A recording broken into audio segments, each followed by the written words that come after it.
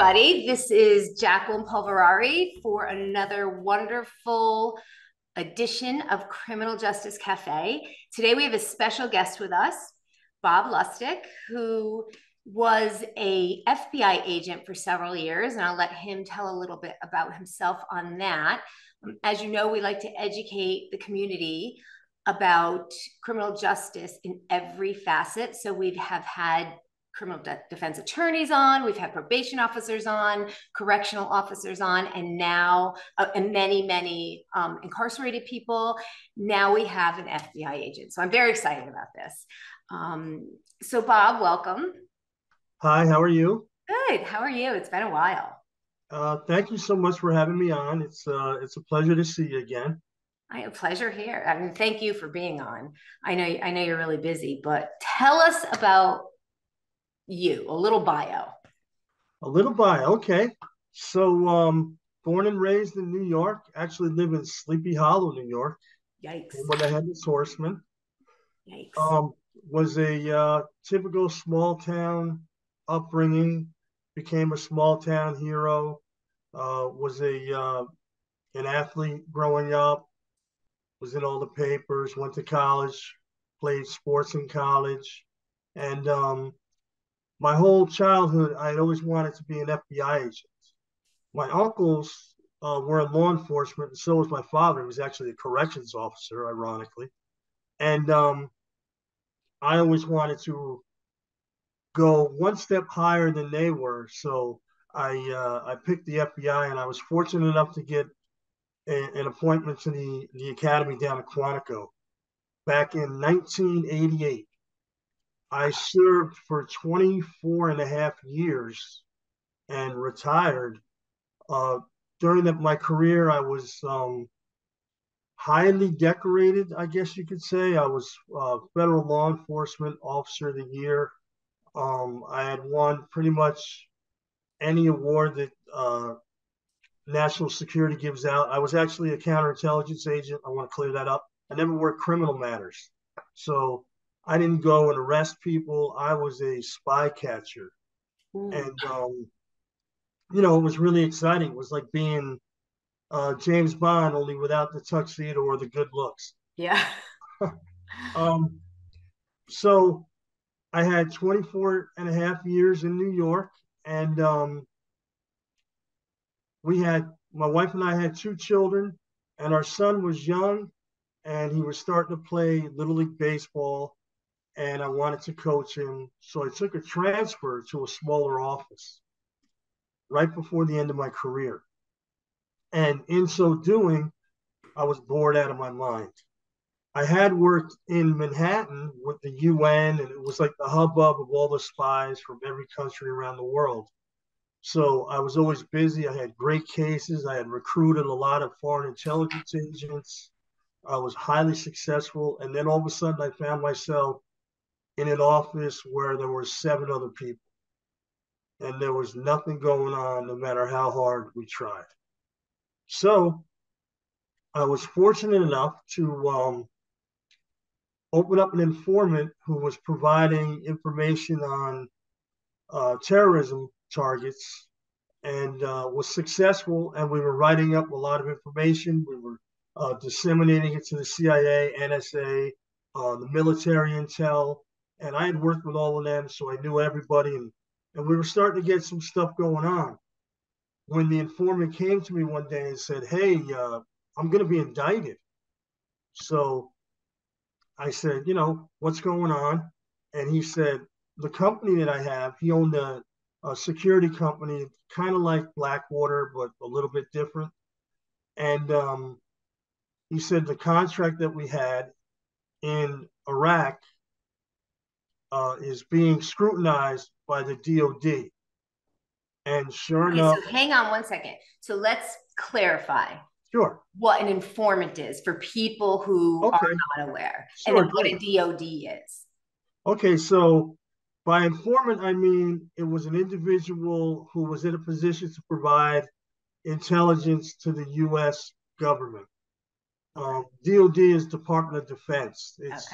It's the military branch that handles, in this case, handles like criminal matters, within military contracts. Okay. So that being said, the individual, the informant, came to me and said, I can't work with you guys anymore because I have to focus on this indictment. And he said, unless you can help me, get out of this, I can continue to work. Well, part of being an intelligence or counterintelligence agent is manipulation. So I let him to believe that I was going to be able to help him get out of his indictment so that he could continue to provide the US government with the intelligence that he had been giving us. Um, Unfortunately, the government agency that was investigating him started to believe that I was actually going to try to get him off his indictment. Oh, wow. And they came up with a theory that it was due to bribery. He had offered me a job when I retired. And during some communications with a boyhood friend who also knew this individual, he had said that basically I was going to get a $200,000 salary, if I retired and this individual was still able to, not be in prison. So unfortunately, that led to an indictment, and it was conspiracy to obstruct justice, and honest services fraud, which basically is a charge that says I was a government employee and I was stepping outside my government boundary to provide myself with some kind of profit while using my government position. Um, I was fighting the case because I know, this is something that I had done. I was doing my job. But because we were in the national security world, the FBI, the CIA, and all these people that I was working with kind of stepped back because they were worried that in the courtroom, I was going to be able to talk about what I had done for a living. And a lot of the stuff that we do in the intel world is not really what you would call kosher. Right. So, based on that, we had a hearing where the judge was going to determine whether or not I was allowed to talk about my job as my defense. And the judge asked the prosecutor what they were going to do if she allowed it, and they said they were going to drop all charges. So in my head, I was going home. Yeah. At this time, I had already been down 17 months in a supermax out in Utah in solitary confinement. Wow. I didn't see anyone. I couldn't even touch mail that I got. It was up on a screen. They wouldn't let me have pictures or cards from my children. Were you So, in solitary confinement because of your position with the FBI? Because, I mean, yeah, you don't know how many people in that facility may have. I mean, I don't know if you charged anyone in that facility, but you have no idea. right. So instead of just PC, protective custody, I was in like solitary confinement. Yeah. It was, chains, bar between the legs, 1 hour every other day, 7 minute showers attached to your door, that kind of thing. Um, so back to the courtroom where the government says they'll drop charges. In my head, the judge was of course going to let me talk about my job. And this was on a Thursday, and she said, "We'll come back Monday and I'll make the ruling." On Monday, she came back and she basically ruled that everything in my head was the proper United States government, and I wasn't allowed to bring it out in the courtroom. Wow. So you couldn't even defend yourself No, I could not using the say, very job that you were there for. right. And I couldn't talk about other situations where I had manipulated other informants the same way I was doing with this gentleman. I couldn't talk about any of my experiences that showed that we always lived in the gray. We weren't black and white. We did things, without warrants. We did things, in different ways in criminal matters. All of that went out the window, and basically I had no defense. Wow. So, because I believed in the system, because I was part of the system, I changed my plea and I pled open, figuring, look, they know I didn't really do this. I'm going to go into the courtroom and I'm going to say, look, I'll plead guilty because I learned that that's what you do. If you go to Can't trial, go to trial. you get broken off. Yeah. And only in America You get can the you trial tax. can you get your time doubled because you're fighting for your right to trial. Yes. So I went in. I had already had at this point 23 months in, and I changed my plea to guilty. It was one of the hardest things I've ever done in my life because I knew in my heart I was lying. The irony is you're not allowed to lie in court unless you can lie in favor of the prosecution. Yeah. And basically that's what I did. Yeah. So I threw myself on the mercy of the court and I was sentenced to 15 years. Ironically, the informant who had 72 count indictment got 13 months. Wow. So wait, let me get this straight. You got 15 years Mm-hmm. incarceration on one count. How many counts?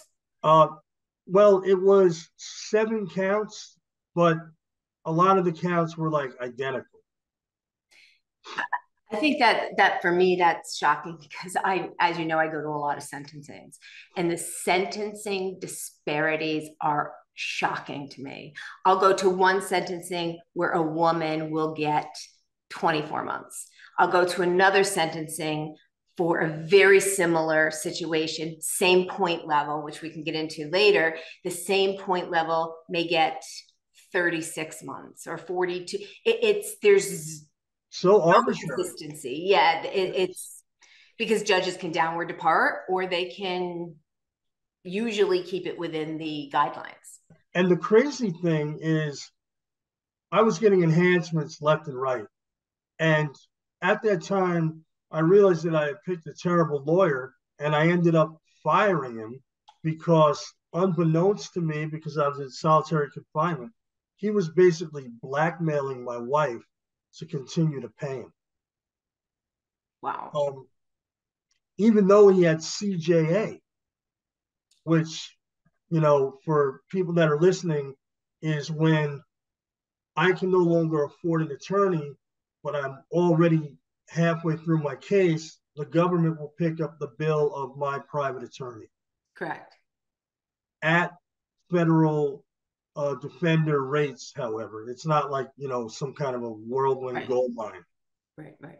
Um, so after my sentencing, um, I was uh, I was out in Ohio for maybe 2 weeks, and then I was downgraded down to Danbury Low. And when I got off the bus, I was the only person on the bus in the transport. When I got off the bus, I met with the COs, the correction officers that handle like internal investigations. As we know, they're SIS. Yeah, SIS. And they told me, look, don't tell people that you're an FBI agent. Don't tell people you work with the CIA. Keep to yourself. Don't let anybody know what you did. You don't have to tell anybody anything. You don't have to show any paperwork. And then they walked me across the compound that was locked down. And they took me to the dorm. They stuck the key in the door and they opened it up. And there was an inmate standing there. And he turned around and he said, "Hey, everybody, the FBI agent's here." And that's when I realized that the inmate.com Is insane. is insane and it travels much quicker than any telephone you could ever use. Yeah. It So, truly is. So how was it for you with inmates that you're living with now for a very long time, knowing you're an FBI agent? okay, so um, what people probably don't know is that in federal prison there's like a hierarchy, and there's in the men's prisons. I'm not sure if it's the same in the women's. There's certain people that aren't allowed certain places. So, for example, say the television room. Um, if you're a sex offender, if you're somebody who cooperated, or if you're a cop, you're not allowed in the television room. So, So wait, what but, would happen if you entered the room? well, I did enter the room, and I ended up in my first altercation with four guys when we went back to the shower. And I was fortunate enough that they had sent one of the younger guys to take care of business first. And he was easy enough to handle. And it must have looked intimidating because the other three said, hey, you know what? You can go in the TV room whenever you want.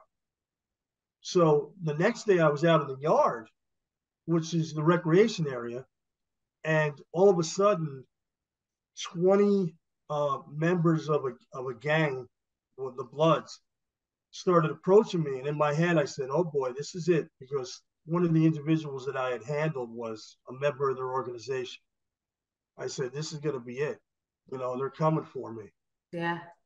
And And the it's a shot, small prison. It's not a large, no, Danbury is no, not a large correctional institute. no. So the shot caller, which is like the head of the gang within the facility, came up and he said, hey, you know, can I talk to you? And I was like, sure. And he said, hey, look, we don't want any trouble. Would you mind teaching us what you did to that guy? And I was like, what? No, I can't do that. I'll end up getting another charge. And then I went into the weight room, and I'm an avid weightlifter. And here's a funny anecdote. So I went into the weight room, and there was another gang utilizing the weight room. It was their hour.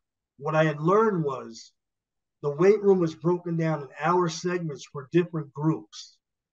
And I walked into the weight room, and it wasn't, you know, my time. I was brand spanking new.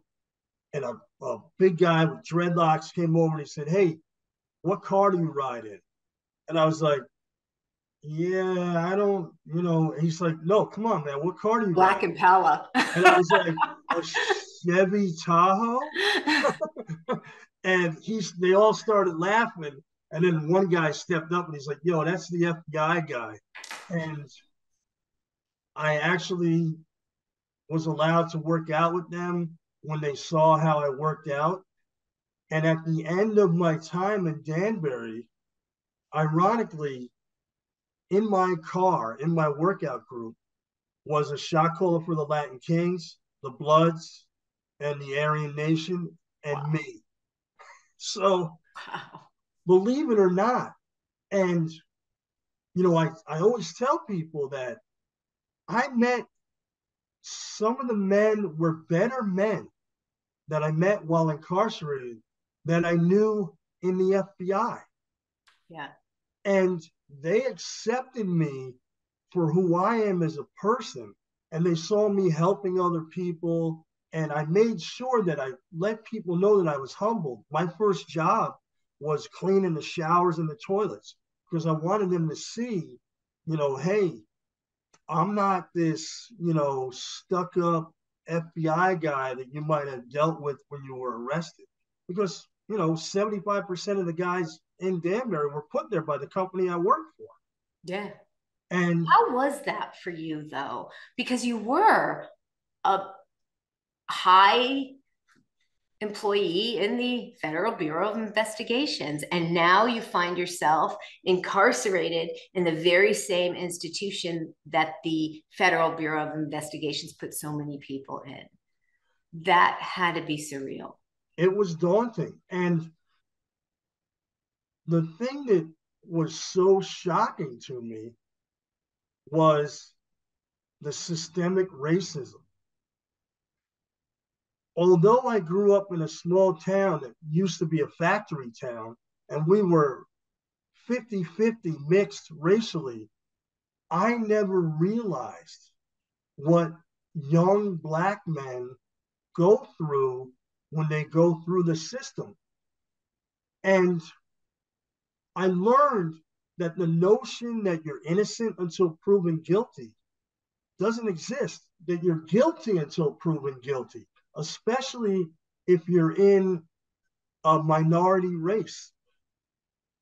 Incarceration has become the norm for our minority communities. There's the statistic that 80% of all black women either have had a family member or know someone who's been incarcerated, to me, is unbelievable. And before I was incarcerated, I was a person who, although I wasn't racist, I was ignorant. And I was probably not as open minded as I should have been. And my mind was opened up when I became inmate 919-12054 instead of Special Agent Robert Lustyik. Yeah. The things that I saw, the sentences, the disparity, I would I would argue with the white collar guys who stole $35 million from grandma and grandpa's retirements, who had the nerve to talk down to like a street drug dealer. Because in my head, they were serving like a purpose in the sense that like people were coming to them for an item. Grandma and grandpa never woke up and said, do me a favor, steal my retirement so I can't send my grandchildren to college. And yet, a lot of these white collar men were getting 18 months, 26 months, and young black men who were hit with ghost dope, which was also something I couldn't believe when I heard it.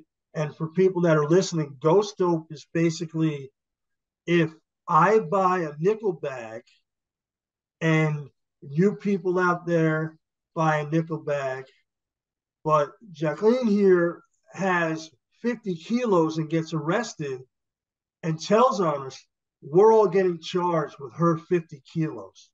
And Really? I didn't know that. yes, so that's called ghost dope. That's one of the ways you can get ghost dope. So it's similar to in a white collar case, for an example, I may have gotten charged with 5 counts of something. I only actually was guilty of 1. Right. However, and I only pled to 1. I was getting incarcerated based on that whole amount, though. Right. So That's exactly right. whatever my partner was doing was still on mine. And it was, so I was getting sentenced on the, even though I only pled guilty to what I pled guilty to, I still was getting sentenced. Yeah, like it didn't matter. It didn't matter that you pled guilty to 1 charge. Yeah. You were going to get nailed with everything else that went on. Correct. Even your co-defendants. In my case, I was enhanced 6 levels because the individual, when he was proffered, said, well, I had offered him a job for like $200,000. And although, it wasn't a bribe, I'm sure he realized that I had to stay out of prison for him to get it. So they hit me with a $200,000 enhancement. Even though I had never heard the amount, that was a conversation between the individual and my boyhood friend. Right, right. It So was tell us, wait, what is proffer? I try and because I know a lot of times I've learned from having guests on, we assume our listeners know all this terminology, but they don't. And so explain a proffer. sure. So, in a nutshell, somebody who proffers sits down with the prosecution and cooperates. They answer all the questions that they're asked and they provide any information they can on their co-defendant. So they rat, for lack of a better term. Mm-hmm. So based on that, they normally will get some kind of a lesser sentence. And so that's really what a proffer is. You go sit there, and they take down your notes, they write it up, you sign it, and that's your And are they property. getting time off their sentence for doing that? Yes, yes, they that's what they do. And the irony in my case was, if I was going to get him off his charges, I would have had him proffer. Hmm. But they said I can't do that. And then they went ahead and had him proffer.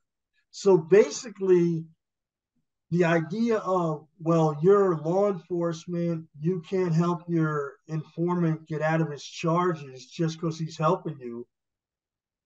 And then they helped him get out of his charges because he Quite was helping them. hypocritical. Yeah. Quite So, hypocritical. and that's when I learned that pretty much the U.S. Attorney's Office is going to do whatever they can to win. Yeah. And that's why they hit you with multiple counts of the same thing. They broaden the spectrum. They love that conspiracy word. I mean, Oh, cons- yeah. conspiracy is basically two or more individuals conspiring to do anything. Mm-hmm. I mean, you could Well, put so anything. many women get hung up and in trouble because of conspiracy. If they know their boyfriend is selling drugs, or they're with Right, their boyfriend while there's drugs in the car, and right, they actually get a longer sentence for conspiracy than they do right. for selling. And I didn't learn that until a couple of years ago, and that really shocked me as well. Yeah, I mean the conspiracy category in the federal system, they can pretty much make it anything. Yeah. And Well, like it's you the same as said, wire fraud, right? Wire fraud is anything. yeah, yeah, An and email is wire fraud. and the worst is conspiracy to commit wire fraud, because Yeah. that's automatically like 20 years. Yeah. You know, and what's that mean? Like I was going to use my cell phone? Like I thought about using my cell phone? I Yeah. mean, it's ridiculous. Yeah. Or I was going to send someone an email, or, yeah, it really is. And I'm curious, if you go back in time prior to this happening to you, when you heard an individual get an individual who committed a financial crime getting raided with 15 agents. For an example, I can use my case. I got raided by 15, 12 FBI agents at my home while I was in the shower. And back then, what was your mindset on that scenario? I know it's hard because your attitude has changed so much. However, if you can think back then when you were involved, and you were, Oh no, definitely, I understand. There were times when we would go into someone who was like working for a hostile intelligence service, and he would be considered like a sleeper agent, like in the movies. And we would go in, full bore, 15, 20 guys deep, and tear his house to shreds. yeah, And one thing that people don't understand is that's an investigative technique, meaning if three of us show up, it doesn't seem that serious to you. But if 25 of us show up with cardboard boxes wearing plastic gloves, you're probably going to crap your pants. I was going to ask you what the purpose was, because I had brought my office back to the house, and my kids went to school. It was me and my husband here, and we weren't neither. I didn't get arrested. They just were looking for files for my partner, Right, so they raided the house. They had a warrant. My husband left. I stayed, had coffee. I mean, they were very respectful afterward.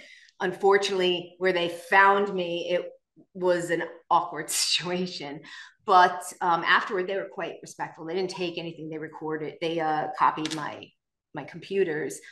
But I thought, what is the purpose of sending 12 agents? So one of the agents said, well, this is the cleanest house we've raided in a while. And I got offended. I think, of course I cleaned my house. And, I didn't, at that time, I didn't know. And he said, no, I'm talking about drugs, guns. And I'm thinking, well, what do you think? I have, and is that the mindset for the FBI, to always think that the person they're raiding would have drugs or guns in their house, no matter what the crime? Well, the FBI, and as well as other law enforcement agencies, especially in the federal system, they're trained to not make any assumption based on the appearance of the individual. So, for example, um, you're a beautiful blonde woman. If somebody walks in, they're not going to think, you're going to be an axe murderer. But Maybe I could be. right, right. And Never know. so we Look at were Lori trained, Vallow. right? We were trained not to look at you and think, psychologically, well, she's probably a stay-at-home mom Yeah, or but that's the right way to be right. trained, in my opinion. You're not It's profiling. a But safety by the issue. time the FBI raids an individual's house, they already know who they are. They already know, they've investigated them already to a point. So they already know what their daily ins and outs are, their business, their so forth. So I would think at that point, it would be simply a scare tactic. A lot of times it is for intimidation. Other times they'll use an evidence response team to do the search. So they're not really locked into the case per se. They're basically a team of agents that serve warrants and do these searches. So they may not know, okay, this person's probably not going to have this, or this person might have this. They might be armed and dangerous, So they're going to go into every search puckered up. Right. I for my arrest, there were the neighbors said there were 30 U.S. Marshals in full SWAT gear, and they literally did a felony car stop on our Chevy Tahoe as my wife drove up our street, and they threw my wife and our two children into the driveway at machine gun point. How old were your children? 7 and 9. Oh my God. And the 9-year-old graduates college in 2 weeks, and she's still, I mean, they're both still traumatized from that. My wife almost got arrested because someone stuck a gun in our son right in his face, and he swatted it away. And they went at him. The agent went at him. And now this was the Office of Inspector General. That's who arrested me with the U.S. Marshals. The sad thing was when they came around the side of the house, I was planting tomato plants for my wife. And there were 8 of them, and they all had AR-15s or MP5s, and each one of them was screaming a different command. So you And had no idea this was coming down. well, I was indicted, so I knew. I had actually told my lawyer, I'll turn myself in. I Right. actually wanted to avoid that situation Right. because I didn't want anybody to get hurt. I didn't want anybody to be in a situation where an accident might occur or, Yeah, you're you a know, dad. You're a yeah, dad and a husband. right. And I found out later on my lawyer never told the prosecutor Wow. that I was. How did that feel working in an organization for 24 years and this very same organization that you gave your heart and soul to? Did any of your brothers in the FBI that you worked with even say, "Hey, Bob, this is going on," or I mean, Well, I mean, they didn't know because I wasn't investigated by the FBI. so it was just the Attorney General's office. Yeah, and Okay. and then what happened was the prosecution and the attorney general or the U.S. attorney came in and made them all sign uh, like non-disclosure and non-contact. So they weren't even allowed to have contact with me. Now, Oh, granted, some of them would sneak up in the middle of the night to talk to me, but wow. as far as like, people are always like, well, where was your support? Why did they, why weren't they backing you up? because the reality is the FBI is like any other private business, and people cover their own butt first. So when I went down and they knew that I had dirt on everybody, Mm-hmm.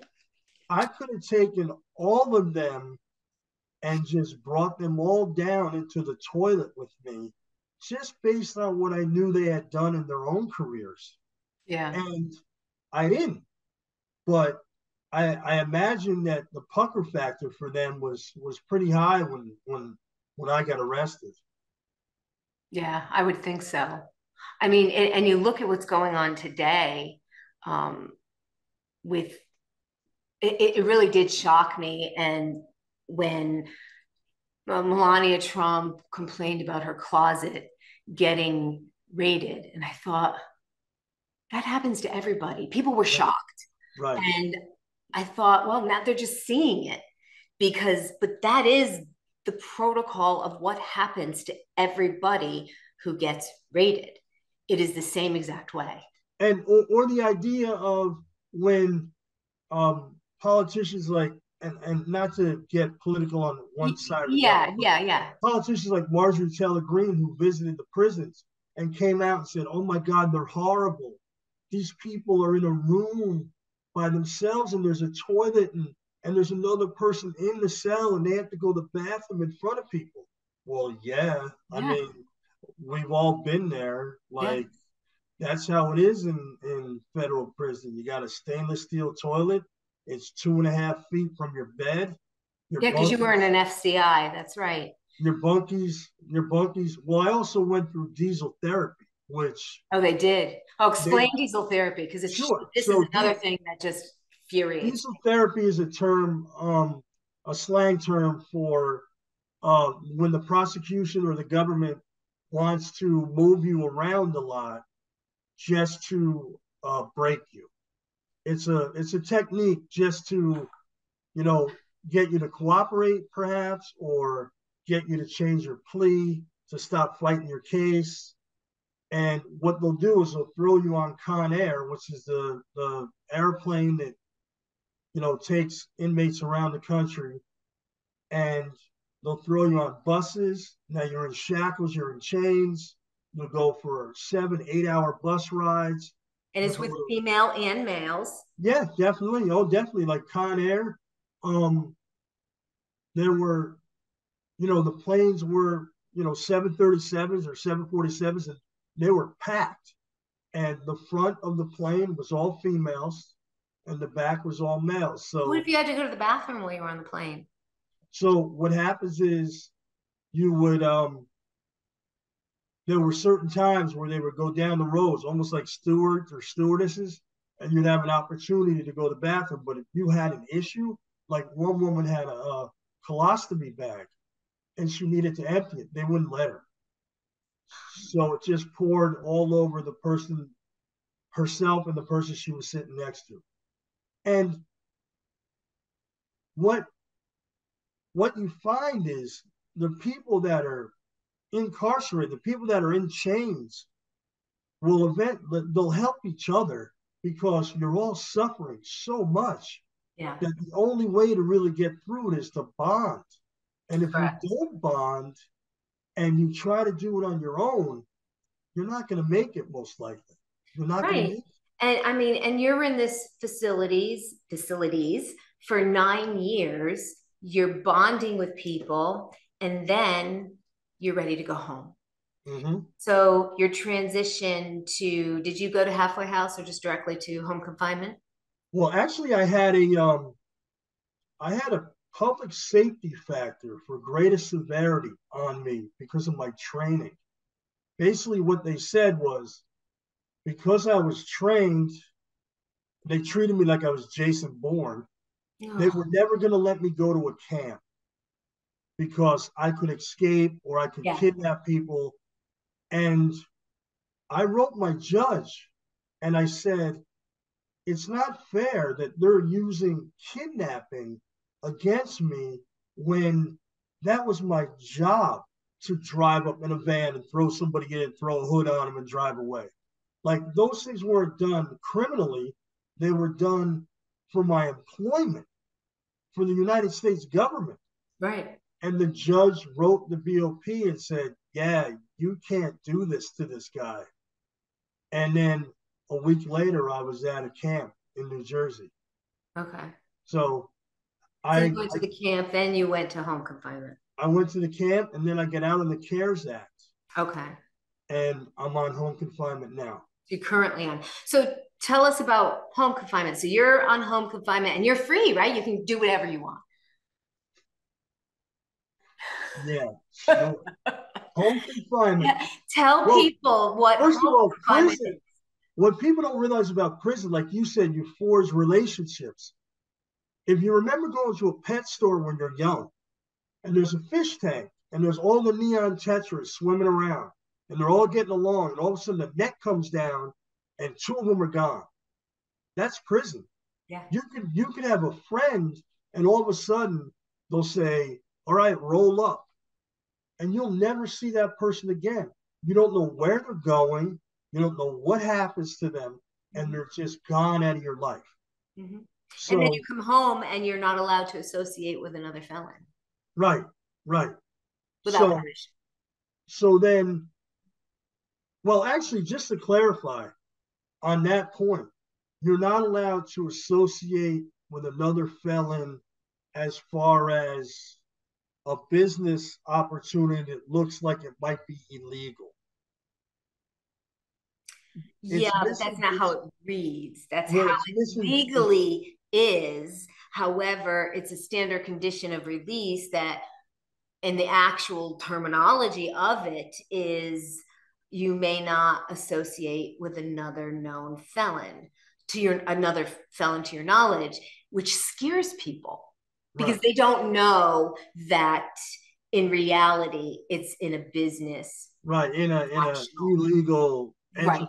And enterprise. many people, Bob, when I tell you, many people, we have women that come home that are denied to come to a support group because there are Right. women with felonies in the support group, because even the probation officers don't understand. No, no, and they the vagueness of the rule um is used as another, you know, investigative technique to intimidate people. Yeah.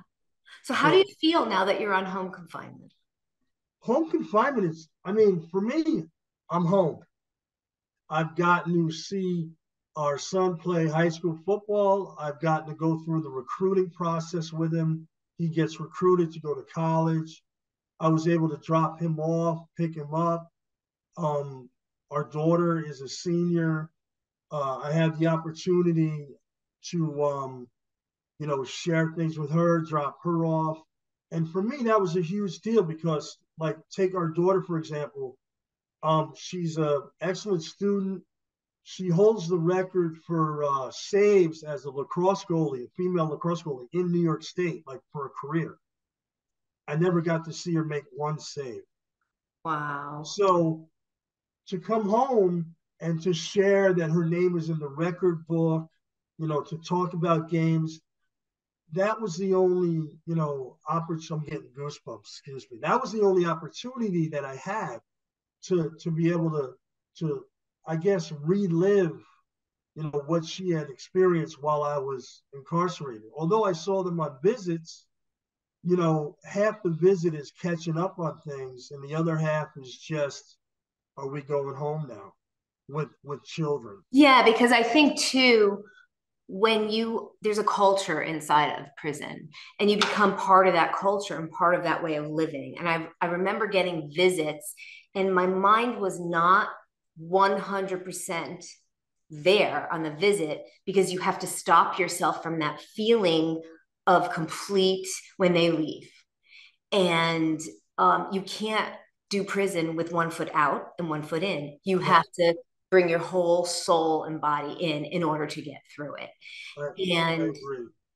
I think coming home is when you realize the ramifications of family because they are too silent victims and they, of our situations. And they go through things in a very different way because their life does go on, but your life isn't. So now you have changed. You've come home. You're different. You're on home confinement. Your family has not. How is that interaction for you? I've talked to so many people about this. It's fascinating. Just to be completely honest and humble, I came home institutionalized. And in the beginning, it caused some serious problems between myself and my son. You learn certain things in prison to survive, and they just don't blend well with society. Something as simple as we're sitting at the kitchen table and he reaches across my plate to get a bottle of ketchup. Mm-hmm. In prison, you're having a fight over that. Yeah. Other times, he was older now. He was an older teenager, and rightfully so, he would speak his mind. There were a couple times where I handled it like I would have had to handle it incarcerated, and it took me a couple seconds too long, to be honest, to realize that this was my son and I love him. And I was in his face and I was ready to, move furniture, so to speak, before I had to, take a step back and say, what am I doing? I'm not in prison anymore. Right. And people don't understand, especially myself in law enforcement. I never understood how you have to change in order to survive.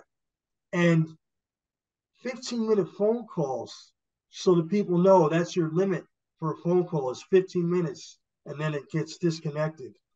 15-minute phone calls end up being me, Yeah. because you don't have enough time, and all you have is yourself, and all you have are your thoughts. So when you get on that phone with your spouse, your loved one, your relative, all you're doing is shooting requests at them. Oh, I need you to do this. You have to do that. I need you to do this. I need money on my books. I need money in my books. Money, money, money. And it becomes solely a selfish, Yeah. phone call. And And it's not even a private phone call. no, Every 3 minutes, a recording breaks in and right. says, you are on a phone call with the federal prison. So the people on the other end are reminded that you're in federal prison. And and that really hurt my children. You know, they tried to make it funny. They called that woman Barbara, I had a name for her. and they had a name for her. And my son, when I came home, he can mimic her perfectly. And he would do it whenever I got on the cell phone. So, they found humor in it, but I know that Of when course. they were talking to me about life and things that they were going through, and you're trying to be a parent on the phone, you're trying to show them that you love them while you're on the phone, and that recording cuts in, it's just a stab in your heart, because it's reminding them that no matter how hard you try to be the parent they expect, you're not. Yeah. And you're not because of the mistake you made, and they're suffering for it more than you are. Yeah. The people on the outside, I don't mean to get upset. No, no. The people on the outside are in prison more than you are, Yeah. because of what you've done. You know, even if I didn't commit the offense, there was a moment when my wife looked at me and said, this guy doesn't sound kosher anymore. You should dump him. And because at that time I was the big tough FBI agent, the greatest one in the world, I basically told her, "You don't know what you're talking about. I'm superstar." Yeah. If I had listened to her, I would have never been incarcerated. Yeah. That's where I lost my moral compass, because I didn't listen to the woman that I love, my partner for forever. And she was absolutely right. But because I was so self involved, and such an egomaniac that it hurt me. When I was in and I would talk to men about this, and I taught a class and I called it CPR. Mm-hmm. And it was to bring yourself back to life before you went back into society. And CPR, and I had it stand for consistent, persistent, and resistant. I explained that in order to make it when you go home, you have to be consistent. And I told them, chop wood, carry water. Chop wood, carry water. You have to do the same thing every day, get into a normal world routine so you can fit back into society. And then persistent, I would tell them, you're going to hit walls over and over. People aren't going to accept you like you think. Be persistent. And I would explain to them, the problem with a lot of people is when they get into hell, they burn. Yeah. And I would tell them, when you're walking through hell, keep walking. Keep walking and you'll get through it. And then resistant, I would explain to them the reason that a lot of us were incarcerated was because of our egos. Our egos ate our souls. And inmates need a healing of the soul before they can go back out there. And our ego does such damage to our soul that we forget who we really are. So I would tell them, you have to resist your ego again, the ego that made you sell drugs, the ego that made you think you could get away with this, the ego that made you feel like you were above the law. And if you can resist your ego and all that temptation, then the CPR fits together and you'll come back to life. That's so true. It really, and that brings me into an interesting question is, when you were working with the FBI and you had a very involved case that was a long period of time, did they just move you from case to case, or did you do a slight debriefing before you went on to something else? In the counterintelligence world, you make your own cases when you're a good agent.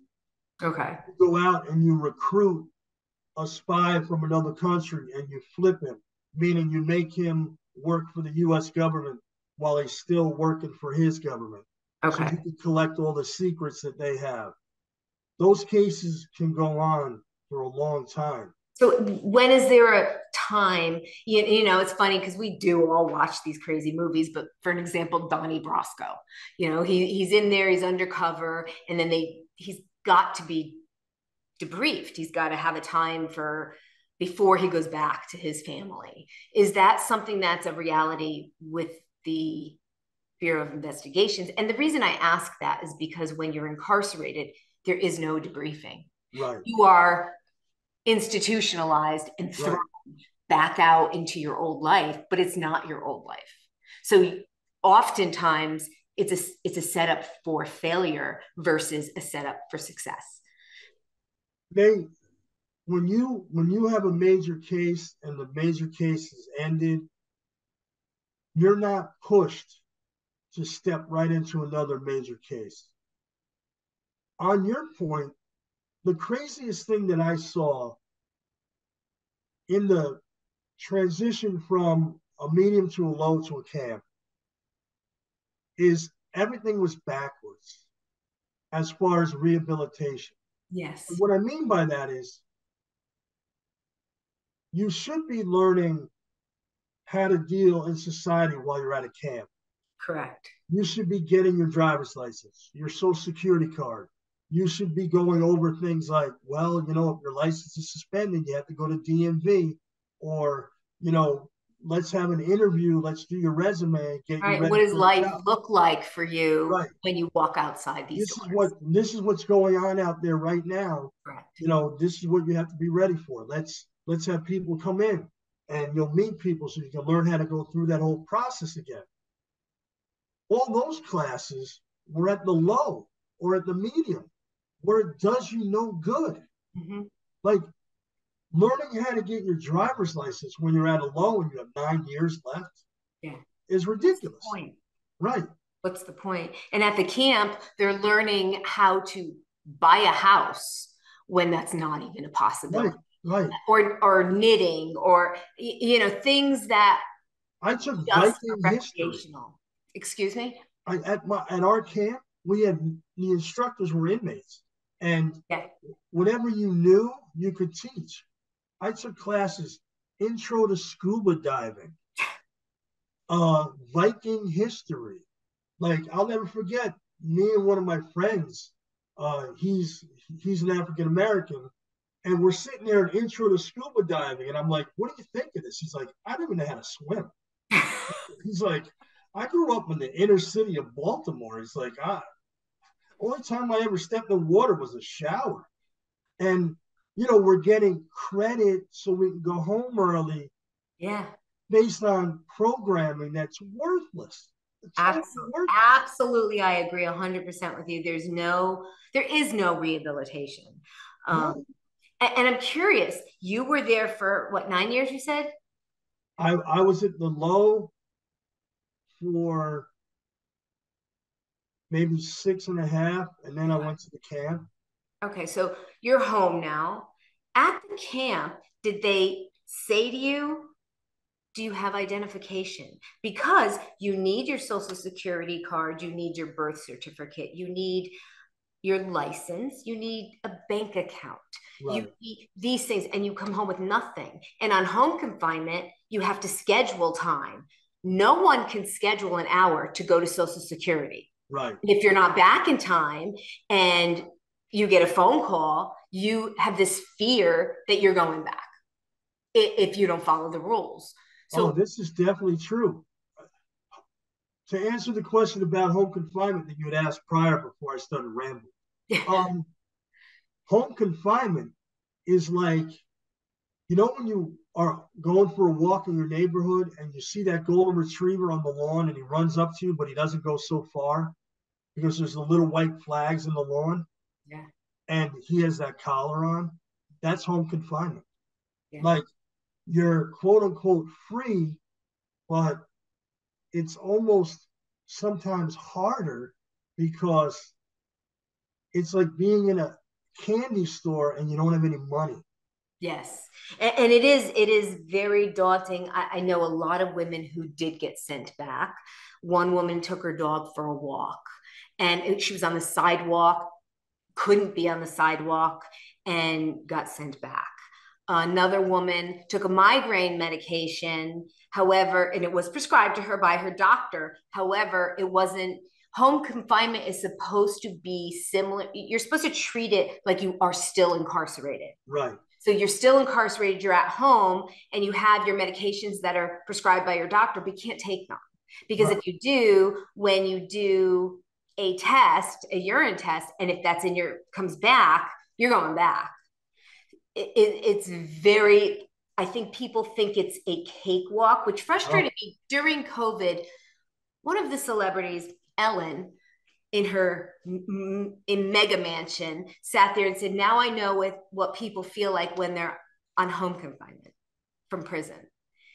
And it infuriated me right, because it's not a cakewalk. A camp, just like a camp is not club fed, right. home confinement is not, you're free. Just so people understand what home confinement is.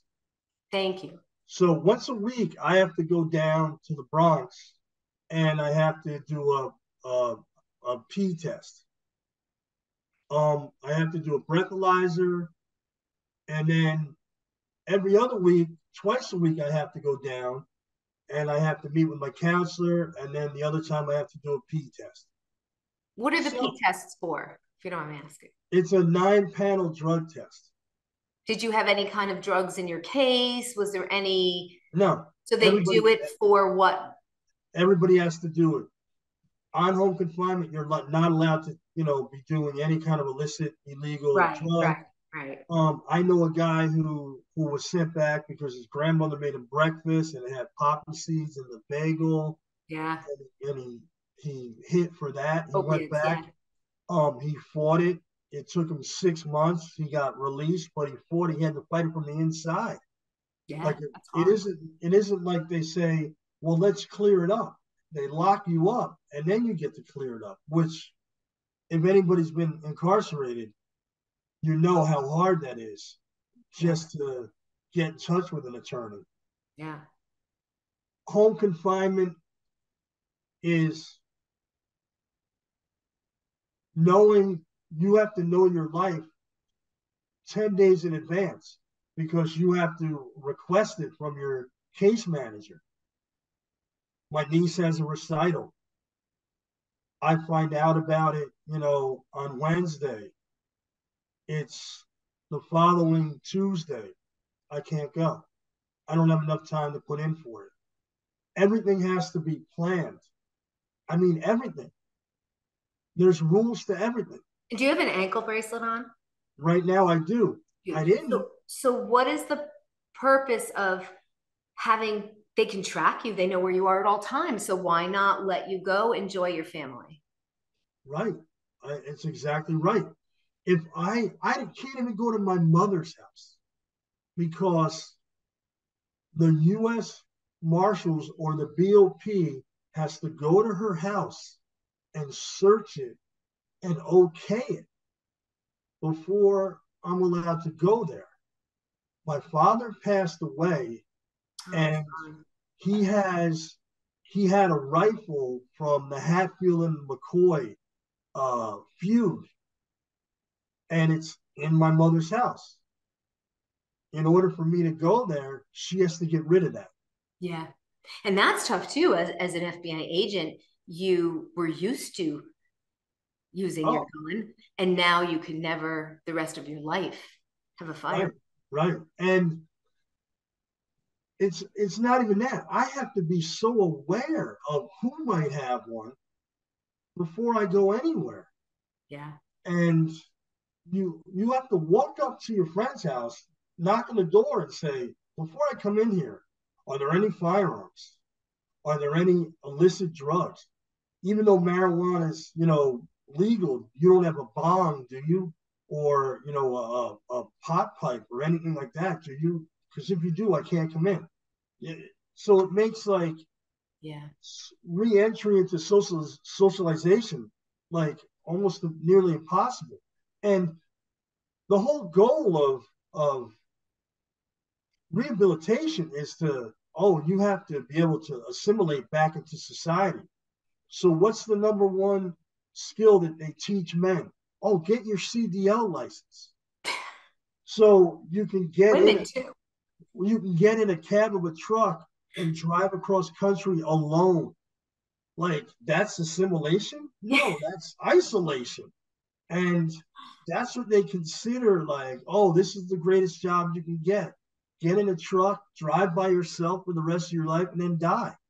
And it's crazy. So what does your future look like after you're done with home confinement? Then what happens? I don't know.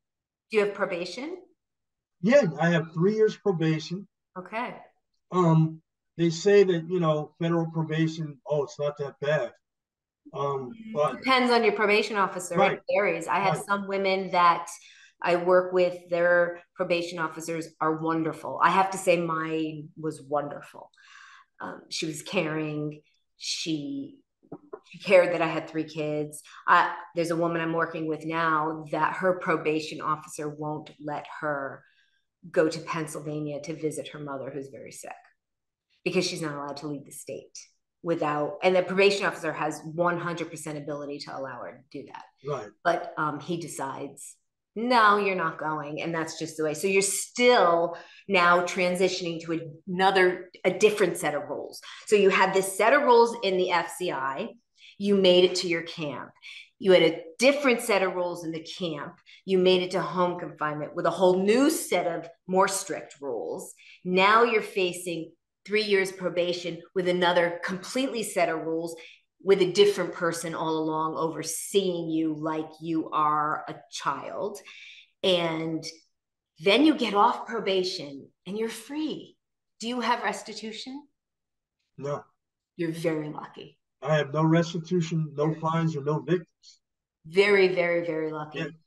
Because if you had restitution, you then, for the next 20 years of your life, have to submit a financial affidavit to the financial litigation unit of every single thing you purchase, you spend, you make. I recently just got subpoenaed from financial litigation because they want me to fill out financials. And I said to them, I'm not filling them out. I will happily give you whatever you'd like. I went to prison because I overstated my income. I lied on my mortgage application. I will never fill out another application or government form ever. I'm struggling with that. I work, with my therapist with that. However, now I have been subpoenaed and I've been home 8 years. I've never missed a restitution payment. And now I have to go back into a court to explain my income. And because if my income is a little higher than they want it to be, they will up my restitution. And I don't have a problem with them having anything, but I know women, especially now in this time now, I think about 15 people have gotten subpoenaed in the last few months from Colorado down to Maine, and they're subpoenaing spouses. And so it's a life sentence for somebody with a large restitution. I'm not saying that's bad or good. It wouldn't be bad if I could pay the court ordered restitution, which I do, and then I pay it every month. And leave me alone. But no, that's not the case. It's now a civil case looming over my head with and the irony is that the federal government's self-insured. So if you don't pay your restitution, the FDIC will pay it for you. Yeah, and in my case, my ex-husband refinanced the house because I took a mortgage on our own house, and he refinanced it so Wells Fargo was paid off. So I was recently told, I sent them the receipt, they were paid off, and they said, oh no, I'm sorry, you still owe that. I said, well, they're paid off, that comes off. And they said, no, that was from a civil case. They sued your ex-husband. However, they did not dismiss your criminal case. And from your criminal case, it now becomes a civil case too, and you aren't dismissed with that. And So common sense to me is they got paid. Does it matter if I paid them or they were paid by other means? They got paid. So now I could still have to pay them. It's $315,000, so they get paid twice. And they got bailed out by the government, and they are FDIC insured. So it's shocking to me, the inconsistencies. And what I try and educate the communities on is, I hear often, well, you do the crime, you got to do the time. The judge did not give me a life sentence, but financial litigation decided they're going to. And that's not okay. So I'm so happy for you that you don't have that looming over your head. So when you're done with probation, you are done. I am done. A point to make with what you said is, like, the court system, they don't have the time to evaluate us as individuals. Mm-hmm. They don't look at us as individuals and say, okay, well, this person can do this person can do that. I've heard of people that owed restitution that had accidents at work and couldn't work anymore, couldn't pay the restitution, and they got in trouble for it. Like, they're injured. Yeah. And, even if they're over 62 and they're on Social Security, they take 15% of Social Security. Right. Yeah. So, when I talk about, like, how do we change all this?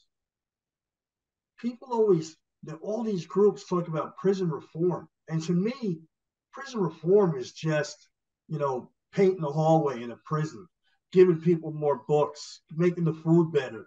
That's like what they consider prison reform.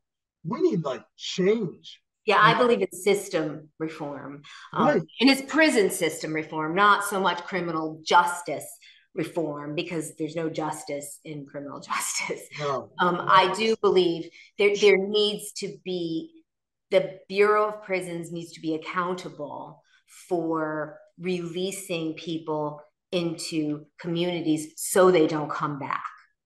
And they're not doing a good enough job for that. um, and employment. For an example, Bob, I'm curious, when you're done, are you going to work? Can you get a job? Well, I have a specific skill set. Um, so it's hard to get a job in that arena anyways. I'm lucky enough to be retired and have my pension, which, people, if they look at my case and if I'm supposed to have done this heinous How do they thing, give you pension? how do I still have my pension? Yeah. And it never dawns on people like to look at it that way because they only want to believe what they read in the paper. And the Correct. prosecutor can say whatever they want and then go, oh, sorry. But if we make statements that are true, it's another charge.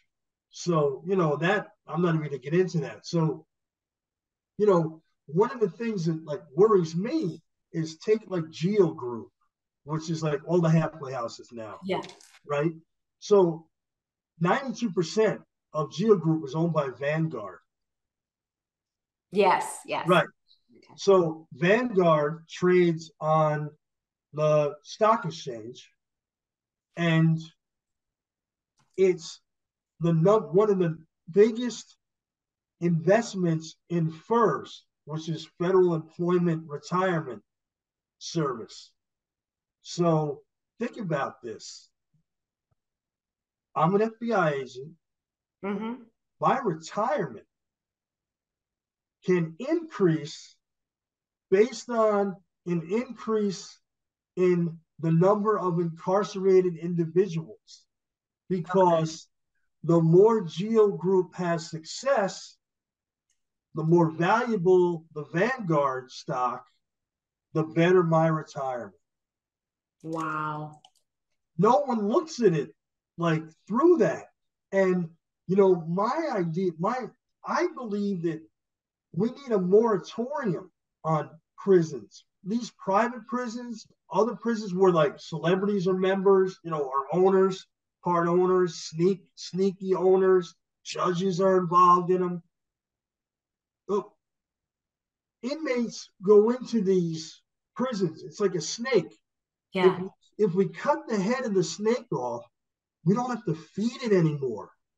So if we can stop building prisons, then we don't need to fill them as much.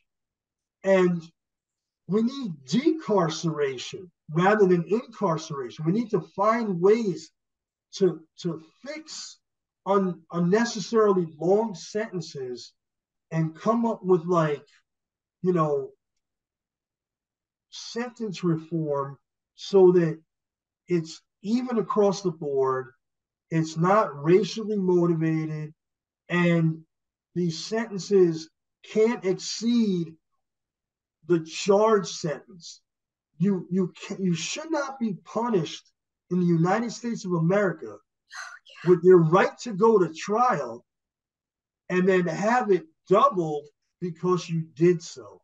Oh yeah, because it's the trial tax. I mean, I've known so many women that truly believe they've done nothing wrong and have gone to trial, and they've gotten, instead of a year, 6 years. And that's absolutely the truth. I mean, it's so, there's so many people that are innocent that plead guilty, and people say, well, you pled guilty, but you plead guilty because you have no choice. It's the Right. government, and they win, what, 99% of their cases. Yeah, and what they tell you is we win 99% of our Yeah. cases. And here's what we're going to do for you.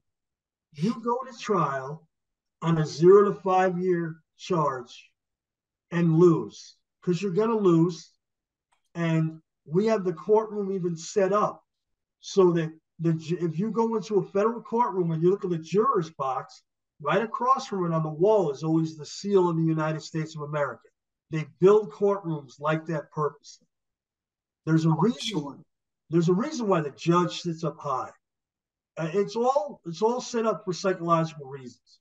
So you go 0 to 5 years and you fight your case, but you lose, and you get 8 to 10 years.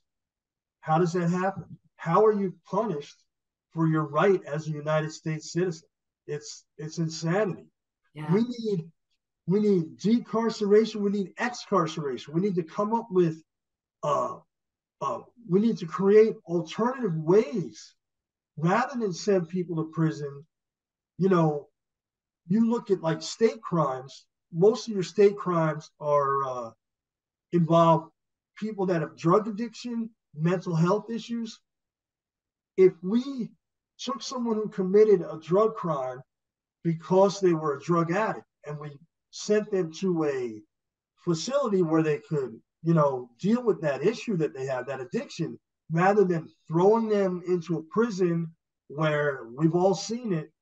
The guy's laying on the floor of the bathroom, puking and pooping himself, and nobody's helping him, and and I think for me, it's more about the reentry because of the throwing people in prison with mental health issues and so forth. And then they're throwing them back out to society.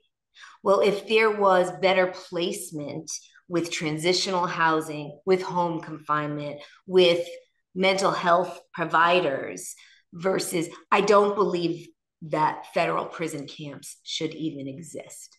If you have a low enough point level to be at a prison camp, I believe that you have enough to be on home confinement. And it's been proven with COVID. CARES Act proved it. These people that they sent home on, thousands and thousands of people on home confinement, they did so well. They thrived. And less than 1%, less than 1% violated. Yeah. And I would love if everybody who's listening, and I'm going to do a little plug only because I saw it yesterday. There's a movie out on Amazon called Home Free. It's with John Legend, and he interviewed 3 people who have been incarcerated, and they're home now. And I really wish the people in the community who have not been incarcerated watch this. It's only 30 minutes long to watch this, because the feelings you get from these 3 individuals, the woman that is that he interviews said, when you're going through prison, every correctional officer tells you, keep your head down, keep your head down, keep your head down, stay out of trouble. You're in a different culture. Then when you're ready to go home, they say, just go home and keep your head down. And the probation officer said, just keep your head down and keep moving forward. She said, before I realized I was keeping my head down and I wasn't living. All I did was walk around and I felt so bad about myself that my head was down. And it made such an impact on me. And I thought, this poor woman, and I get it. I don't know what her crime was. Don't know if she should have been in prison. But regardless, she did her time and she is now home. But she's still being told to put your head down and don't live. And she shows the frustration in her face, in her heart. And it's a must-see for anybody who especially has not been through this typical thing, because when people come home, it is the hardest part of going through the criminal legal system, in my opinion, because I work with women from the very beginning straight through to when they're incarcerated. I stay with them through incarceration, and then when they come home, and they all say, oh, finally, I'm getting this over with, and then they come home and think they're free. Freedom isn't when you come home because you're a different person. I mean, I've been home 8 years and I can't go into a grocery store. I think I told you that before. I go into a grocery store and I'm so overwhelmed because I can't make choices. And I hear keys. If I hear a bunch of keys jingling, I immediately am like freaked out, you know. It's funny you say that. When the first time I went into a grocery store with my wife, which I had to request to get a pass in order to go 2 hours, it opened up in the produce section and it was so colorful to me that I started to cry because one thing that you don't realize until you're incarcerated is prisons, there's no color. It's all dull. Everything's like Gray. dulled down. And when you walk into a place and there's peppers, onions, bananas, whatever it could be, and it's all bright yellow, green, red, Oranges, yeah. orange, it's like a shock. It's like a total shock. And I remember that I sat down and I was like, is my life now going to be, I'm overwhelmed by things that I took for granted? Like going to a grocery store in the produce section, you know, I took that for granted. Now it's something that almost makes me like stagger, and I have to fight thinking about what I didn't have. There were there's some things that have happened since I've been home that are comical. For example, my first week back, it was Thursday night, and my wife cooked chicken on the bone. And for listeners that don't realize this, the federal food menu is consistent throughout the entire United States. So, like on Friday for lunch, you're going to get a fish patty and I you're was going to just get gonna say pasta at night. And, you Wednesday's know, tacos. yeah, yeah. You get a cheeseburger Wednesday afternoon. And you can tell, what everybody in the entire prison system's eating during any given meal. And the fact that my wife gave us hot dogs one day and chicken on the bone the same other day, it was like she was following the federal meal plan. And I looked at her, I was like, are you doing this as a joke? And she had no idea what I was talking about. And then another time, I walked into the bedroom and there were two rolls of toilet paper on the bed. And I was like, I freaked out.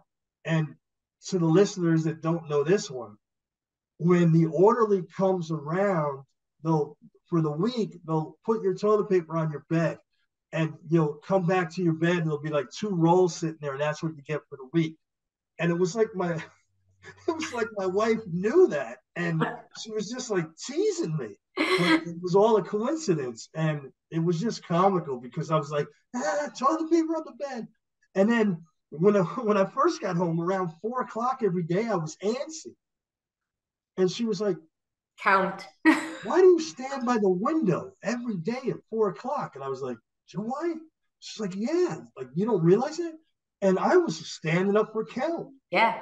People people don't understand it. You get counted and you have to stand by your bunk or in your cell, and it's the same time every day, year after year, day after day, month after month. And when you get home, your body's so used to that. Around that count time, you like start to get like jittery. Even in And visiting, here you are visiting with your loved ones, and the guards come in to count you, and you have to stand, and you're humiliated in front of your right, children right. as they walk around and count you. And you can't even get this 3 hour time, 4 hour time with your family without there being a count in between. And it was the most humiliating thing I don't know for dads, but for a mom to have my son and two daughters watch their mother get counted.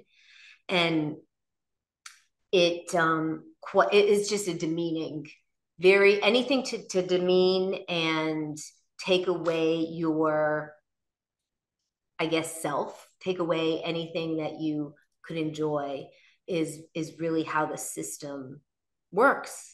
right now. And also for the visitor themselves, you Yeah, know, having to go through a search or having, you know, to sit in a situation where something might occur in front of them and like the whole place has to go on lockdown and they have to leave immediately. Like if a fight breaks out in the visiting room or yeah, somebody try to smuggle something in and they catch it. It's traumatizing every time somebody comes to visit. If you're not ready for it, psychologically, it can be really damaging. yeah, And, they don't tell you what to expect. They just say, take your jacket off, can't wear a wire bra, no heeled shoes, no, it's like all these rules yeah. that, when I was at Danbury, my mother came to visit with my wife, and she violated every clothing rule there was. I mean, she had to go to like Kohl's and like Walmart like 5 times. She kept coming back. They're like, nope, nope, nope. She go back again. Nope, nope, nope. Finally, she was like, why don't you come with me and buy the stuff for me? And I mean, it was Oh. crazy. It was crazy. Yeah, because they're older. Well, I have the very last, and I ask this to every guest who has been in the system. Do you feel like you're a better person today? I am a much better person today. So, if you were to face your judge today and she said, "See, Bob, I sent you to prison and you're a better person today." Prison worked. What would you say? And I say this because someone asked me, and I was, what would you say to her? I would say you're absolutely right. Prison did work, but it worked the way you wanted it to. I wake up in the middle of the night in a cold sweat. If a if an unmarked police car is on the street, I panic. If I go out on a pass and we hit traffic, even though I have an hour left, I panicked and I'm going to go back to prison. Um, I'm damaged. I'm damaged for life, and it's because of the sentence that you gave me, Your Honor. We could have figured out a different way to work this out where I could help people. But now I have to ask approval just to do volunteer work, and I get denied. So, although I am a better person because I'm humbled and I've met people that have had a positive impact on my life, and they were also fellow inmates, as far as what you've done to me and what you've done to my fellow inmates, you've helped destroy us. And a lot of people will not come back from it and will have PTSD for the rest of their lives and might fall into substance abuse or might end up going back into prison because they don't know any better. And that's because of the sentence that you gave us. So you did. You did change my life, but you didn't necessarily change it for the good. Yeah, I think that's perfectly said. And I think that prison doesn't make people a better people. I really believe it's the people you meet in prison I agree. that make you a better people because I met women that were amazing people that I would have never met if I hadn't been there. And together, we made each other's lives better. And we still today do with support groups and moving forward. And the prison system is And, definitely. and before we go, I'd just like to, thank you for everything that you do. Um, you know, my How can father, people get in touch with you, Bob, if they have a question? Can they get sure, they can get my email. My email is stonecrossings@gmail.com. They could reach out to you and you give them my phone number if they want. I'll gladly talk to anybody about anything. If I could help anybody, I would love to. And what I was saying was my dad had always said that, you don't judge the success of a person's life by how much money they touch. It's by how many lives they touch. So for you and the people that you work with, you're all hugely successful because I see the people that you help. And, I feel like as like an inmate, I want to thank you for everything that you do and for Thank you. giving me the opportunity for speaking. Thank you. And stop calling yourself an inmate. Well, See, you got to change that thinking. And it is, we call ourselves these labels now: felon, criminal, inmate, offender. And those labels are part of the whole system continuing to come down and down and down. You are going to be an incredible, you're successful already. Being transparent 100% is successful. And you've yourself helped so many people, as I know. And I know. And I think people will see you and I have some great things coming up.